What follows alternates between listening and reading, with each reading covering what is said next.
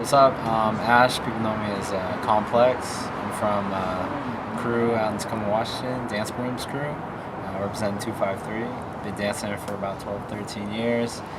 Love to dance, love to compete, love to cypher.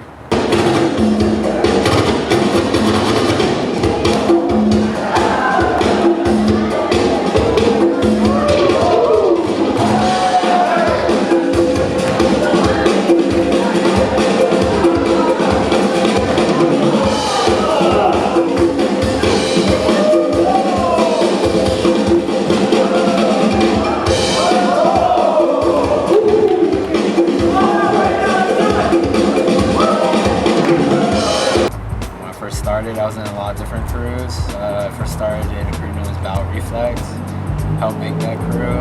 Then after that, moved on, made a different crew known as Misguided Steps. And then I got bowed into dance rooms when, I've been dancing with those guys and I grew up with them, so it kind of just worked out. My style started, I was just a kid getting into b-boying at a homeboy in junior high. It's just he was a skater, but he was breaking. I didn't know anything about it, so he kind of just introduced me to it. And I didn't, I was being naive. I didn't know anything about it, so I didn't really understand the dance. And I kind of just got stuck on doing freezes and stalls. And, I didn't really understand about, rhythm and getting down and foundation. So my foundation was pretty much like freezes and transitions. As I got older and more mature as a dancer, I started doing more digging, doing more research into the whole culture, and then, I just started, like everybody else, looking for inspiration. A lot of my inspirations when I was growing up was, local heads, Circle of Fire, some of the guys from Massive Monkeys, and then I also looked outside of that, I guess inspirations is Skill Methods crew. Before they got super big and everybody's all about them. Back when they battled against Rock Force and Rhythm Bugs. So yeah, I saw them and saw what they were doing and this whole concept of foundation, transitions, and musicality. Having also a personal touch to your dance. It inspired me to try to let myself be expressed honestly, in my form of dance.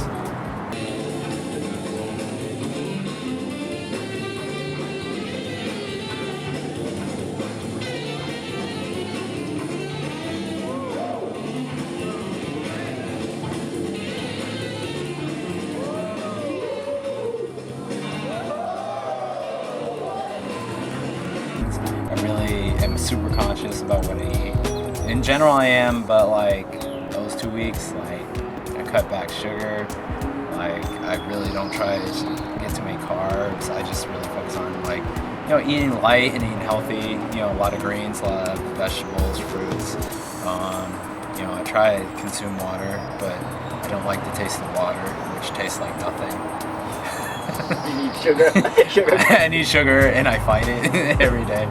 I try to stay hydrated as much as possible, and then I go to all my pretty much I practice 4 times a week. I hit up all those, and then depending on the competition, I'll focus on certain things. If I know I'm going to a crew competition, I really think about all the runs that I do, and I try to keep it clean, precise. I'm not gonna try to throw out stuff that I'm not prepared to throw out. Otherwise, if I do moves that are 50-50, with luck, it would be the bad 50 and I'll crash, and that's not good. I really look into just focusing on what I'm comfortable in. I want to be comfortable in my own skin when I actually hit the competition. And when I was doing it, at a younger age, when I was growing up in this dance, it wasn't serious, but it was pretty hard and it was aggressive. This is when